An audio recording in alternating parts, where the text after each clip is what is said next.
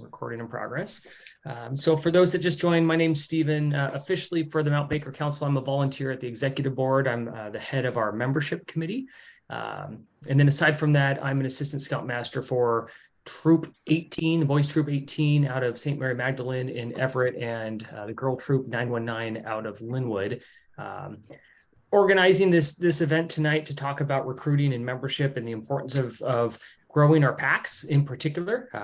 We have an emphasis on growing packs. That's where the biggest growth comes from, where we recruit the most youth and members into our organization to ultimately help deliver our mission and support the aims and values of the scouting organization. I've asked Joey to be involved. Joey's out of Lake Stevens, involved at the troop and pack level. I'll let you introduce yourself in just a second. Joey has run very similar meetings here to help educate folks on what are the best ways to recruit? How do we recruit? What are the things that scouting says we should do? And then in practice, what are the things that just don't work that scouting says we should do that we can do on our own? And that's the way I like to operate. You know, there's a lot of really good best practices out there that we've developed over time. And as we head into back to school motions, that's really where we start gaining a lot of momentum about kids and families looking for activities, whether it's youth sports, whether it's scouting, whether it's YMCA or Boys and Girls Club or whatever. And we want to make sure if instilling in them fun and excitement and a love for the outdoors and values such as courteous, kind, and trustworthy and helpfulness are important, developing leaders of tomorrow, we want to invite them into our program. I think that we've got just a phenomenal program that we all have a passion for and that we love and we know. How do we tell that story to folks that don't know a thing about scouting, and how do we translate that into something that is actionable, that gets folks excited? So I've asked Joey to help lead a presentation tonight. We've got it recorded, so we'll send it out to everyone when we're all done. And with that, Joey, let me turn it over to you, and you can introduce yourself, and I may or may not pepper comments along the way. We've done this before, so this is kind of a practice ground. So hello, everybody. My name is Joey. As Stephen had said, I am out of Lake Stevens. I am the new member coordinator for Pack 42. I am also a Webelos Den leader for Pack 42. I'm also a new member coordinator for Troop 36. I am also an assistant scoutmaster for Troop 136. I am slowly going to weasel my way into council. You guys don't know that, but this is the start of it. So I'm coming for you guys. All right. So I've been doing this. I'm excited about that. I've been doing this for, I'm going to say a long time, but most people usually say they've been in scouting for 20 plus years. And so I'm a newbie then at 5 years. I've been doing the new member coordinator position since pretty much the beginning. I remember when my husband joined with our son, and he went to their first pack meeting and nobody greeted them, and he literally had no idea what was going on.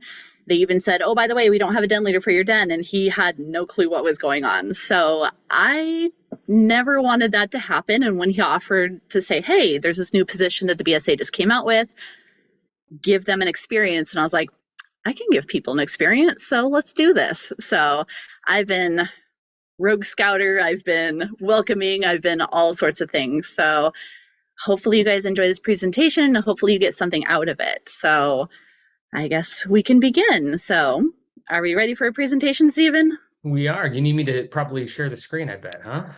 Or yeah, I believe I can. Let's take a look here.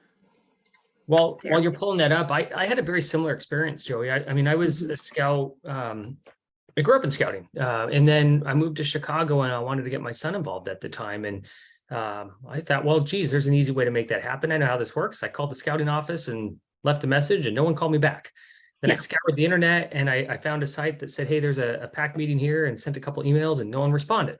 And then I finally forced my way just to showing up to a meeting, and very similar. Like it was awkward, and it was if it wasn't for my desire to get my son involved, he wouldn't have been involved. And he's now 15. He's spent the last 4 weeks volunteering as a staff in training at Fire Mountain. He's knocking on the door of his Eagle project. My daughter is 12 and going out to swamp canoes at our neighborhood lake tomorrow. And we spent last Friday out hiking. And it's the character development that comes with scouting is so incredibly important to me. which is why I'm involved, and it's why my kids are involved, and it's why my wife got involved at first at the pack level, very similar to you, Joey. She got involved as a den leader because no one was going to do it, then as a committee chair because somebody left, and then as an advancement chair at the troop because hey, they needed it, and then she just joined our executive board as well. So I think it just goes back to like this passionate group that we have, and we have it for a reason, and anyway, I said it before, that's why we've got this story to tell. And it is absolutely so important. And once you mentioned having passion, once you have passion for the position you're in, or the pack you're in, or the troop you're in, or just for your kids, it's so much easier to get involved. And people see that passion in you and they want to get involved as well. And that's where a lot of the success comes from in scouting, is all of this passion for people who believe in the program, believe in the kids, believe in everything. And so that's why I'm here. I obviously am involved in a troop and a pack because my 2 sons are in it. I don't have any daughters, but I'm an assistant scoutmaster for a girls troop because it's important. Because why can't they be in scouting? They can be in scouting. Let's do this, just spreading the love, spreading the word. So yeah, can't say no to any of this. It's just too exciting. So yeah. All right, so we're talking about full membership recruiting, best practices and tips. If you have not started your fall recruiting yet, you are getting late to the game. This is going to talk about, how to do a join night, how to get involved in your schools. We have a wealth of information here. So again, I hope you guys get something out of it. All right, so let's get started. So first, if you do not have a new member coordinator, get a new member coordinator. This is the person who is welcoming everyone into your pack. This is the person who shows up at the door when someone new walks in. I tell everybody, you see me wearing my new member coordinator shirt, I say, look for the person in the red polo shirt, because 99% of the time, nobody else is wearing a red polo shirt to these meetings, so they will easily spot me. I'm answering emails, I'm answering text messages. I call myself very affectionately the customer service desk of my pack. This is someone who knows everything there is to know, and if I don't know, I will find the answer.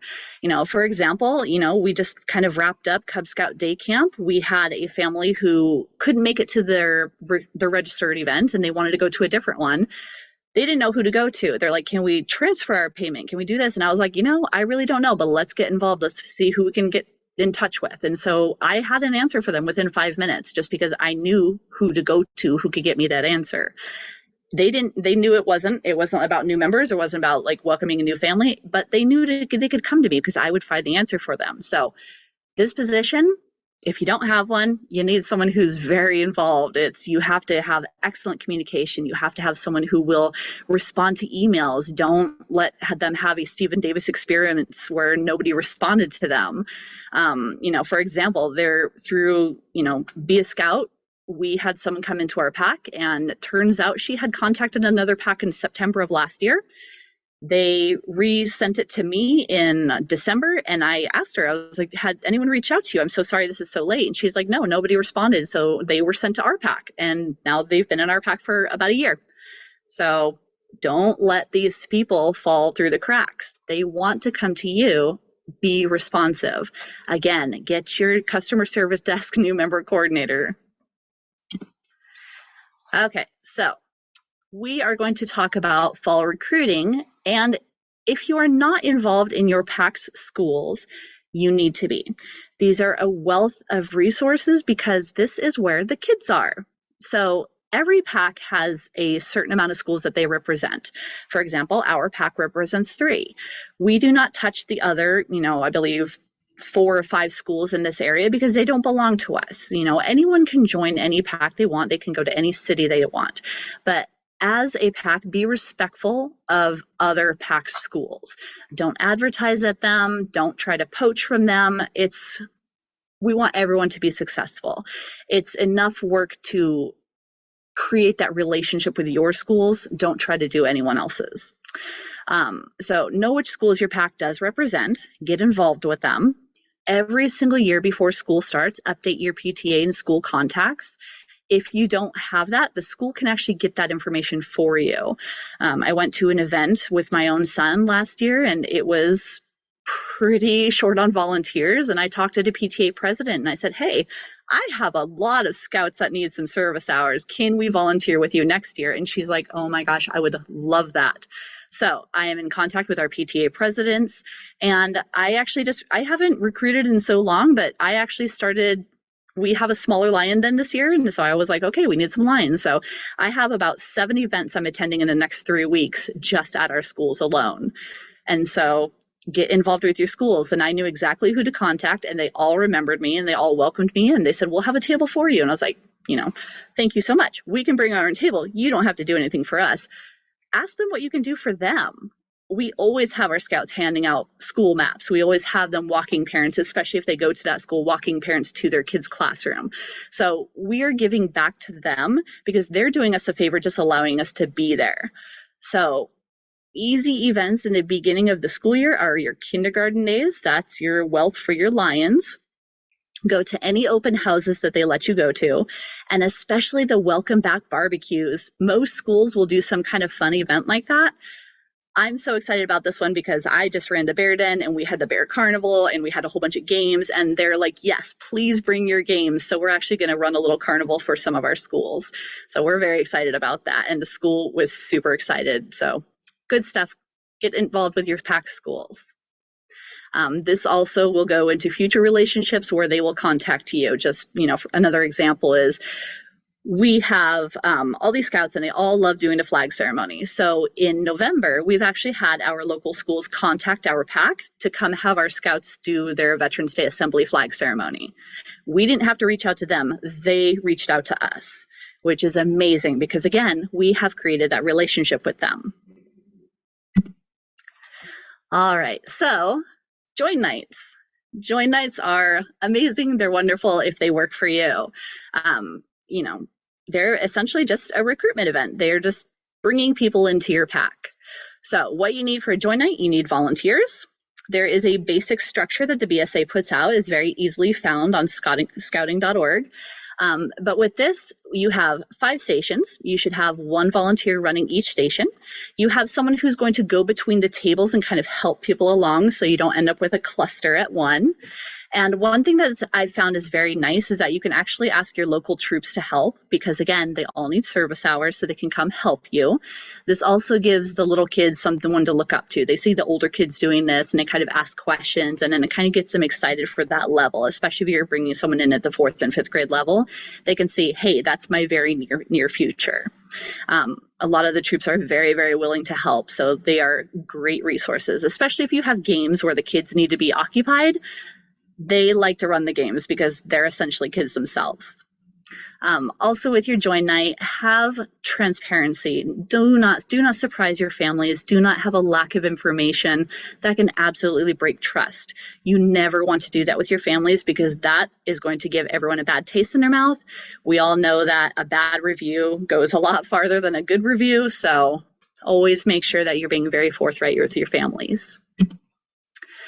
All right, so of the 5 stations, you have station number 1, which is your welcome and sign-in sheet. This is very crucial to be able to contact those who don't sign up right away. Ask people to write legibly. They usually don't. Have your new member coordinator have business cards available. They should have your QR code on them for either your Be a Scout or your website. And then if you have it on your website, always have the information to register just in case they went to it and they wanted to register right away. Have your PAC's registration on your website. It's just going to be the easiest thing where if they don't remember your number, they have that code, they can scan it with their phone. This one is also nice just because QR codes are kind of like the future and we're in the future right now. So. All right, station number 2, this is what Cub Scouts do. This is what it's all about. On your table, you should have an updated PAC calendar. That is very crucial. You guys should have your annual planning meeting, should have an updated calendar where you can give to parents so they can see what kind of events you do. Don't just put your meetings on there. Put, we went roller skating or we're hiking. We have, a Soggy Hikers Club. I love the Soggy Hikers Club. We go hiking all year round. It just makes it a little bit more exciting for them to see what you do versus den meeting, PAC meeting, den meeting, PAC meeting. Especially if you have a full summer program, you can put that in there so they can see all those things that the kids usually really want to do, like hiking, camping, and fishing. You should have pictures and slideshows of your pack activities. Visuals are great. And I love including hands-on items like a Pinewood Derby car or regatta boat. I generally take my kids' cars from the last several years. I can say, hey, here's the trophy my kid won with this particular car. This is a good shape to go for. But having something hands-on that you are okay with them touching, if your child has a Pinewood Derby car and you're putting it out there, if someone accidentally drops it, they, got to be a little careful with that. So make sure it's something you're okay with people touching. And this is where you're selling why they should join your pack. This is the important table of saying, hey, this is what it is all about. All right, station 3, this is your registration. You should have paper applications. I mentioned the paper because at one of the trainings I had done, someone had mentioned that not everybody at home has the internet. Not everybody has a computer. Sometimes, there might be some financial concerns. So always having a paper application is going to be beneficial for everybody, just to have it just in case. Again, have your QR code, or you can even bring a computer. You can have people just sign up on your computer that you provide for them. Have a pre-filled out uniform checklist. I send this to every single family who comes in. I have it marked for every single rank and what your pack requires out of everything that's there. Because prices have changed, a little bit more in the last few years, you want to make sure that if it does have prices on it, it is accurate.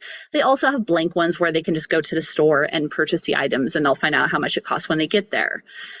Any other additional costs your pack has, or fun stuff like scout nights. We just did scout night at the Aqua Sox, so parents need to know that that's an additional cost if you're not doing that as part of fundraising. Also, information about fundraising, when it is, what your pack does, if you do popcorn, if you do camp cards, any payment plans that are available, and information about the Opportunity Fund grant, because that is available for families. You never want money to be an issue in scouting. Always have information about that available. Even if you don't think they need it, it's always good to have on hand. Station number 4, this is checkout. So this is where applications are turned in, filled out. Make sure you check them for completion, because we always get the ones that have some box that hasn't been checked and we have to go back to the families. And this is typically where the payment is made. I know things are changing a little bit right now with, national and how that's handling or being handled, but if you're still taking payments, this is where they would do that. If your pack does not have an informational guidebook, create one and give it to the families. I will often tell my families, I am going to give you more information than you will need, but I want them to be over-informed versus under-informed. So if you do not have one, create one with all the information they could ever possibly need, because once you're talking to them and they start glazing over, they have something to refer back to. And your 5th station is going to be your questions and answers. If den leaders are at this, you are going to want to make them available. So if someone is joining the bear den, have your bear den available, your den leader available. They're the ones who are going to greet the families, and they're going to greet the kids so that they start becoming a familiar face to those kids and those families. Parents should be told here where and when the next meeting is, and then the scouting families are on their way. So that is your typical join night with your 5 stations from the BSA. Now I'll tell you what I do. I do not do join nights. I have done them in the past, and they have not worked for our pack. That does not say that they will not work for you. I like to think a little bit more outside the box, so I've created a little bit of a different tactic when I do my recruiting. I've seen packs across the country who will hold a join night, and they will actually get 30 people to sign up at a join night with the 5 tables, and I'm blown away. I think that's absolutely amazing. For us, it has never worked. I have signed up, I guess I could say I've signed up 100% of the people who've shown up at a join night, and it was one person, because one person showed up. So having them, if it works for you, great. That's how to do them. But this is what a join event can be. So thinking outside the box, a join night versus a join event, it doesn't have to be a one-size-fits-all cookie-cutter type event. It doesn't have to be this grand event. What's worked in the past? What has not worked in the past for you? If no one shows up to your events, change your event. It's not that, people were too busy, they couldn't come. If it's not working, stop doing it and do something else. Think outside the box of what you can do. Also, most of this most successful endeavors I've had doing this are hands-on activities while the parents socialize with scouting families. Other than presentations like this, I don't typically talk at people. I like to have them doing things because then they're actually going to see what they're doing. All right, so don't limit yourself. My favorite things are to look at your surroundings and find out what makes your location special.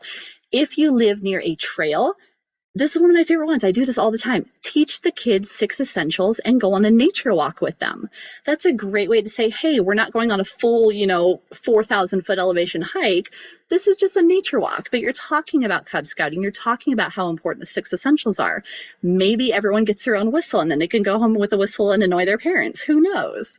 If you live near a lake, consider having a learn to fish event. We live in Lake Stevens, so we have this great lake that has a ton of fish in it, and we love to go fishing with our kids. So having things like this where you can have people join is just amazing, because even if they didn't join, they still had an experience. You're giving them a memory. These are core memories that you're giving them. And guaranteed, if you take someone fishing, they're going to want to do it again, and they're going to want to come back and do it with you. So it's very exciting to see their little faces light up when you just offer them something like this. So typically during the summertime, we'll bring in new families to our events. We are very active during the summer. We just took someone new fishing and she caught her first fish, and it was pretty amazing. So that was a core memory, and she joined. So we're very excited about that. Also, simplicity is key. If you have an event at a well-loved park that has a lot of foot traffic, put a yard sign up. You can get yard signs down at the office. They will give you, I could probably say, hey, Kevin, can you bring me some yard signs? And he would. So if your dens also have meetings at parks, put a sign up. Parents will come over and talk to you. We had, as the weather got a little bit nicer, I think it was last year or the year before, there was a Cub Scout den that just happened to meet at a park, and a parent walked over and just started talking to the den leader, and we got 2 kids to sign up that night.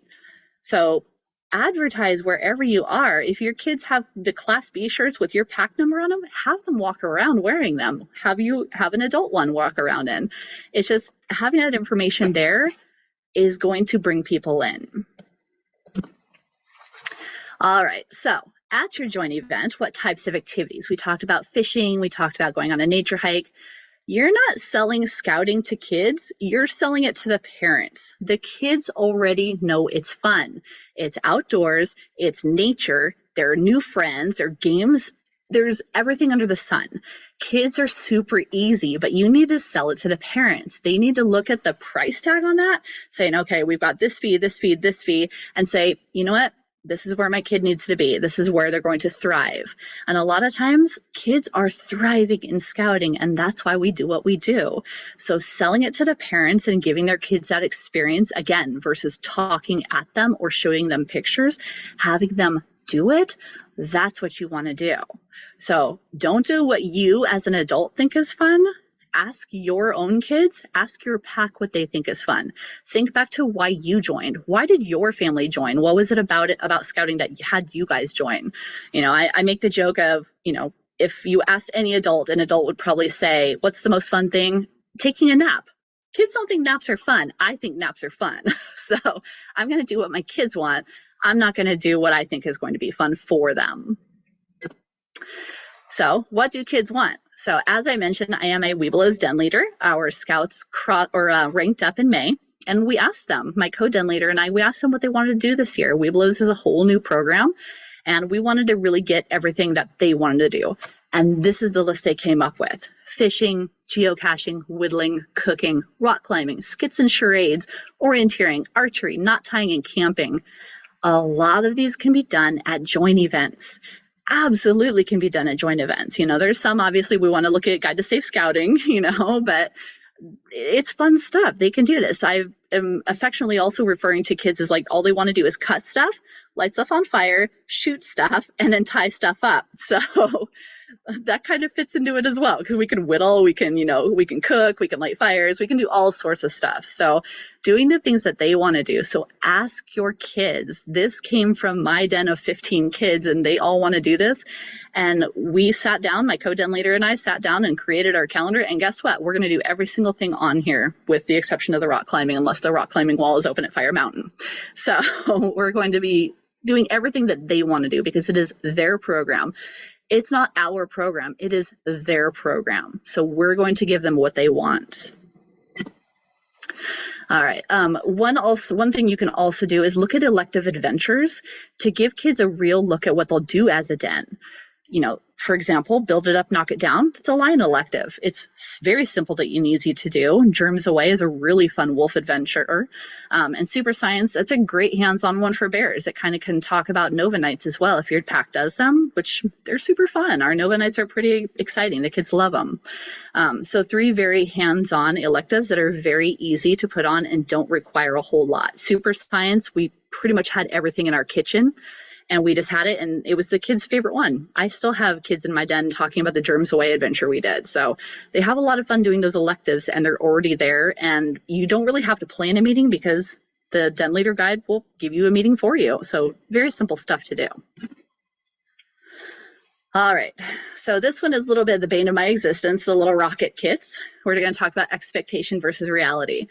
I absolutely adore the rocket kits. However, this is probably one of the #1 things that I've seen scouters do for recruiting events. Now, if you do rockets a lot in your pack, absolutely use rocket kits. I've done rocket kits at a recruitment event, and the kids have never done rockets since. So I feel like I kind of lied to them. Like, hey, let's shoot off some rockets. We didn't do them ever again. So I didn't give them a reality. I gave them an expectation. This is what you can expect by joining Cub Scouts. And then I basically didn't live up to that promise. So I don't do those anymore, which is why I changed what we do. Now, if your pack is going to absolutely do rockets, you're going to talk about, all the different adventures that have to do with that. You're going to, have them every single time you do an outdoor activity, great. But have that expectation versus reality, and saying, this is stuff we're going to do. We're going to do the Ring Gutter Regatta every year. So let's do a mini regatta race. We're going to do Pinewood Derby every year. Let's do Lego kits instead and have them do these. Just give them an expectation of what they're actually going to be doing. It's a good, clear vision for them of what they can expect throughout the year, versus saying, hey, this is really cool, but we're never going to do it again. All right, so now we've talked about all that. Now where to start. So you need a budget. If you guys are not part of your pack's annual budget and planning meeting, you need to be a part of it. Advocate for a recruiting budget. You absolutely need to have some money set aside for recruiting. It doesn't have to be a lot. Like I said, these do not have to be grand gestures. They do not have to be grand events. A scouter is also thrifty. So think about future events. Find out how many you should do in a year. If you have a very small pack, you may want to do several in a year. Maybe do one once a season. Write down your expected costs, because you're going to have to advertise this. You don't have to pay to advertise, but sometimes it gets you like a little bit of a bigger range. You have to think about supplies, just depending on what kind of event you do. You might need prizes. So start thinking about all of this and write it down, and then take it to the planning meeting. Talk to your treasurer, and again, get some money for recruiting. As I mentioned, a scouter is also thrifty. So think of future events. What's a necessity and what is not. If you buy reusable items, then you're set for another year. You're set for another 2 years, just depending on how long they last. Donated items are great. I have taken from my family's own camping boxes and supplies and just to use them as table decorations. So that's kind of nice, just to be able to reuse those items. Also, Buy Nothing Facebook pages. A lot of Facebook communities also will have a, what is it called? The Being Neighborly groups, and they will let you borrow stuff. We have one here in Lake Stevens that had an entire camping section where they let everyone borrow it. So we've been able to borrow things from the community. We've been able to borrow things from families. We've even been able to purchase some reusable items. So going back to the schools, I have one recruitment box per school. So I have 3 of them. And I only do this because, for example, next week, everyone's kindergarten night is on the same day. at the same exact time. So I have one box that I can send people with to each school. So start filling up those boxes. Unless you think you only need one, go for it. All right. Now, this is the one that I've heard so many people have trouble with, is getting volunteers. Your den leaders are already working very, very hard, but they're the ones with the firsthand experience working with your kids. And they're fantastic because they're the ones who are presenting this program. They're the ones who are, they're the face of your program here. They're fantastic. And if you can get your den leaders to help you with an event, that's absolutely wonderful. However, parents are the best volunteers. And again, I have heard many times where people have said that parents are very, very difficult to get to volunteer.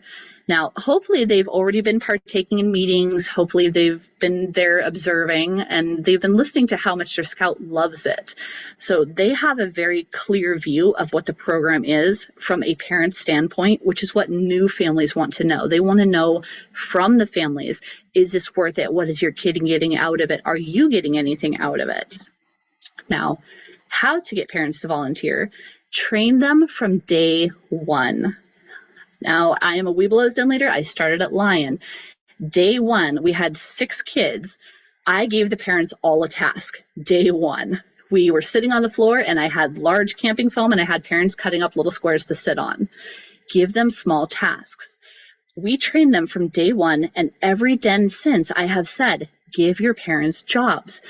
Out of my one den, I got, an assistant cub master, I got a committee chair, and I got a treasurer, just because I trained them from day one to be helping. And by the time they got comfortable helping with small tasks, they were okay doing larger tasks. They were okay helping at events. They were helping, at events led them to signing up to be a committee chair.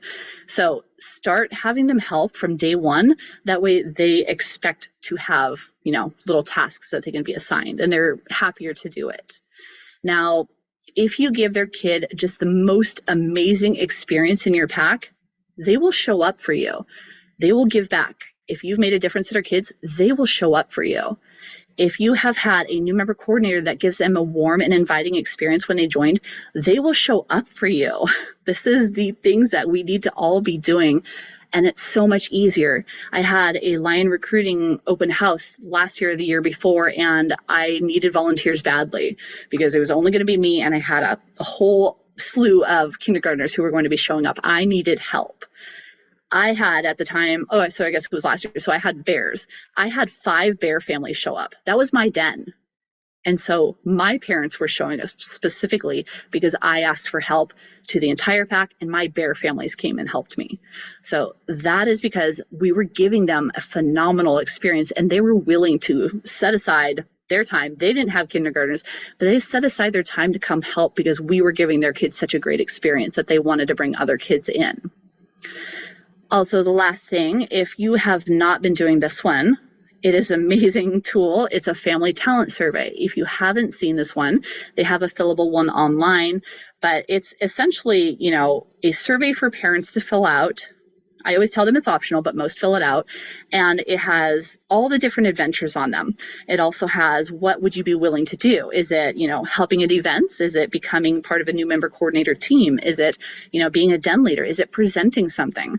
So it also asks them, what are your hobbies? What are your talents? What are your passions? What do you do for a job? That way you as a leader can take a look at it and say, hey, this is someone I can go to. They said they're willing to help out at events.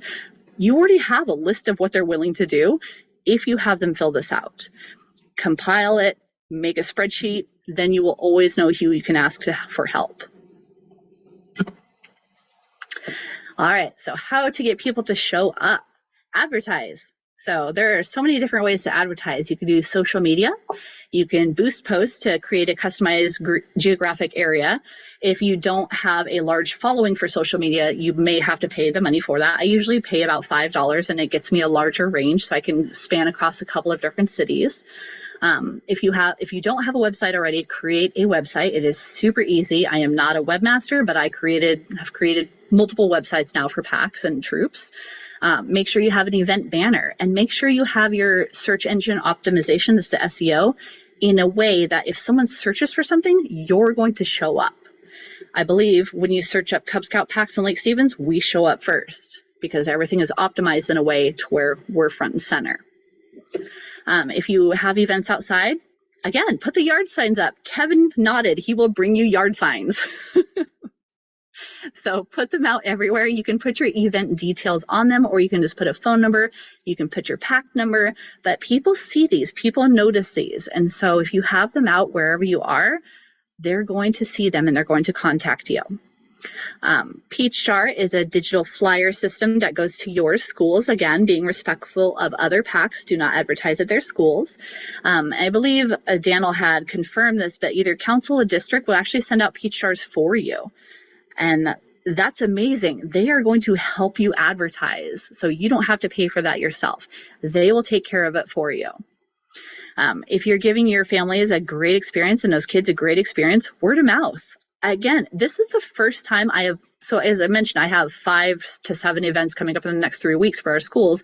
It's the first time in years that I've advertised. I have not done an event in that long because we've had so many people coming to us from word of mouth because our families are bringing them in. Last year got crazy. I had so many people coming in at the beginning of the year because families were like, oh, my neighbor, oh, my kid's friend at the bus stop, oh, I was talking to this person at my work. They were bringing them in because they were so happy that their kids were having a good time.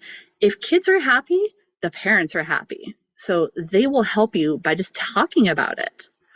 And this last one, our scouts, bring a friend. They have a recruiter strip. The recruiter strip patch is amazing. It works. We had one scout bring a friend and he joined and then he got his recruiter strip. When we announced it at the pack meeting for his advancement, oh my gosh, his recognition was seen by everybody. And then it became a competition. I've never seen so many competitive kids in my life, but now everybody had to have that strip for their patch, or that patch for their uniform. So we have a lot of kids now who have been working at getting that strip, and they keep telling us, I'm going to get it, I'm going to get it. And a lot of them have now. So they're walking around proudly with that on their uniform. So again, if scouts are happy, they're going to bring friends. If families are happy, they're going to bring friends. So it will all start to come in. And then you can kind of take a year off. You don't have to advertise as much because they will be bringing them in. And word of mouth and people being happy is the best kind of advertisement. Now, at your event, I love doing swag. Kids love stuff. It doesn't have to be nice stuff, just stuff. They love junky stuff. They have the little 50-cent toys they hold on to for 4 years, and you've been trying to throw it away for 3 years, and they just won't let you because they know it's gone. So have something on your table for the kids. This will serve as a reminder for your event. I will have suckers. I'll have candy on the table because it attracts kids. So I guess candy would be my attractant. And then the toys would be something that creates a memory for them. So it'll last a little bit longer. They'll play with it when they're at home. It's just a reminder. Now, I always do themed items because I want them to look at that and say, oh, I got a whistle, or I got a mini compass, or, you know, we do little bracelets. I, for one, and I'm obsessed with knots and paracord. So like I have paracord in my pocket right now because I'm always doing knots. So if you're obsessed like I am, you can make paracord bracelets. You can make knot buddies. You can make keychains. That can be part of your event. You can teach someone how to do that. You can teach the kids how to make it a little knot buddy, and they love it. They love little stuff. So consider having swag at your events. Now, also at your event, if your pack has the budget for it, offer incentives to join for the families. I have done free uniforms if they sign up that day. I have done free dues if they sign up, you know, before a certain amount of time. So I say first boy to sign up, first girl to sign up, whatever it is, but I've offered them free stuff. You don't have to offer an entire free uniform. The one that I offered was a lion t-shirt, so it wasn't that much. You can do 50% off pack dues. You can do patches are free today if you sign up. But it's those little incentives because, believe it or not, we all love free stuff too. We love the little junky stuff that we like to keep. And one thing you should always do is Mount Baker Council offers incentives for hitting goals pretty much every year. You know, for example, several years ago, they gave out free handbooks to anyone who joined within a certain amount of time frame. I had stacks of free handbooks that I was giving out to my parents because if I can get anything free for families, I absolutely will. It's like challenge accepted. Let's do this. So I had stacks and stacks of handbooks I was giving out to families. And that was one of the best incentives they had because families didn't want to have to spend an extra $20 on a handbook if you could give it to them for free. Also, always have someone attend nationals, councils, membership kickoff webinars. Hint, hint, there's one tomorrow. Not only for updated information, but for these incentives. You never know what you're going to have. You never know what you can offer to people. Sometimes they do it. If you have this many kids sign up by a certain amount of time, we'll give you a day at Fire Mountain, which the kids love that. It's not for us, it's for the kids. I mean, we get to play with stuff too, but it's more for the kids than anything else. So incentivize your parents. That's my spiel. Thank you so much. There we go. Let me jump in. First off, wow, thank you, Joey. That was fantastic. You're welcome. It's a lot of information, and I was taking down notes. I'll send out an email when we're all done with the recording, with the attachment of the presentation and some of the resources that we shared in the chat. I think that the biggest thing that I'd reinforce is some of the things that Joey said is get involved with your school. It's going to take some time, but get to know the principal, get to know the PTA organization, and volunteer. There's always something that scouts can do. We're always looking for service hours, and having that presence at the school is important. Using those events, back to school nights, the barbecues, the kindergarten tours.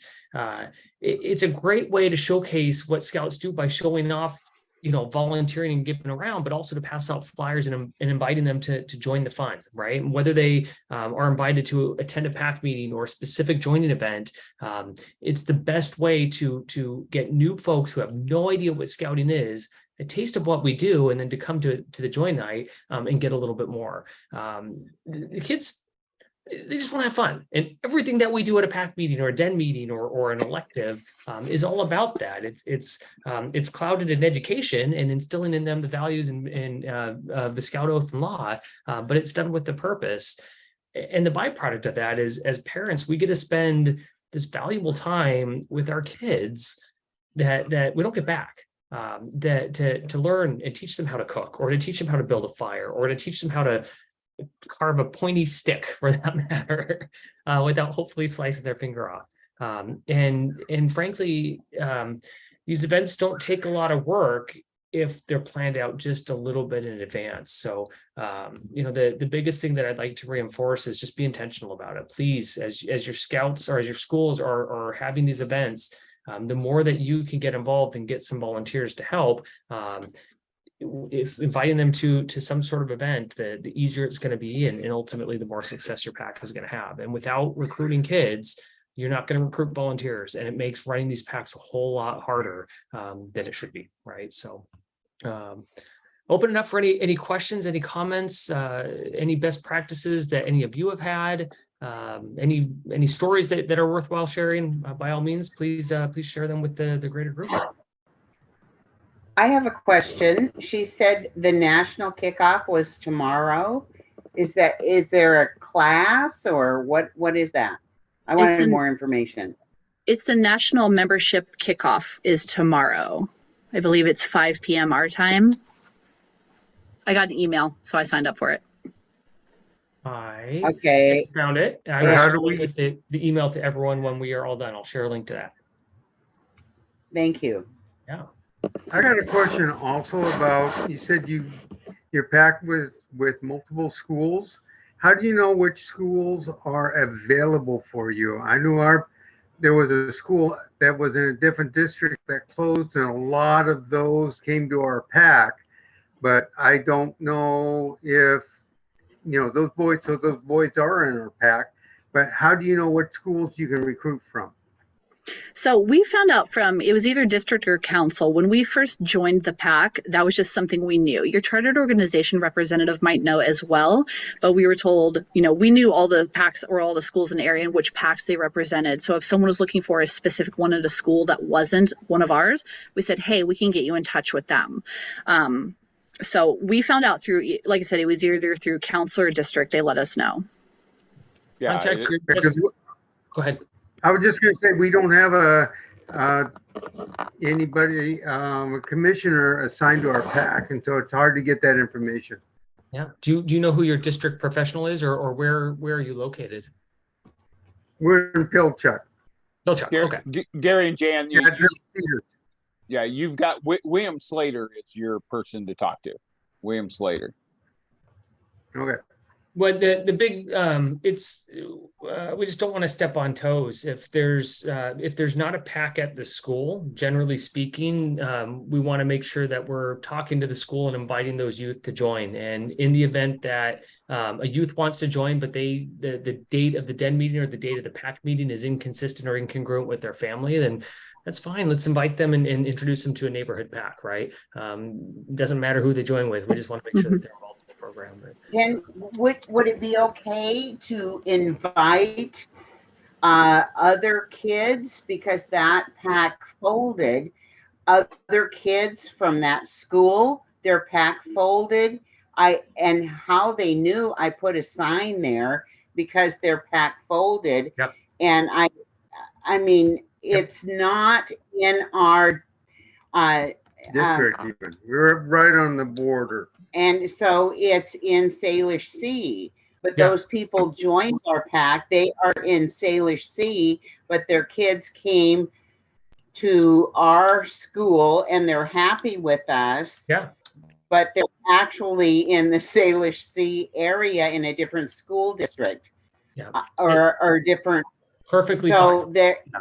okay for us to contact that principal, being that they have nobody there. Yeah. Is that okay? Absolutely. Yeah, absolutely. The district boundaries. I mean, Yeah, the district boundaries are frankly, they're arbitrary. They were set based off of school district lines to try and help organizational procedures and communication and support and volunteers. And at the end of the day, that's all it is. We've got some identity with districts, but again, if a school does not have a pack that's helping out or that is associated in any way, shape, or form, it would be an awful shame if those kids weren't involved in scouting just because of that, right? Right. That's Right. great if we can afford those resources. And you're going to get kids from all over. We have kids from neighboring cities that have packs in their cities. We have kids from every single school in our city. We have, I believe, 7 elementary schools. We have kids from all of them.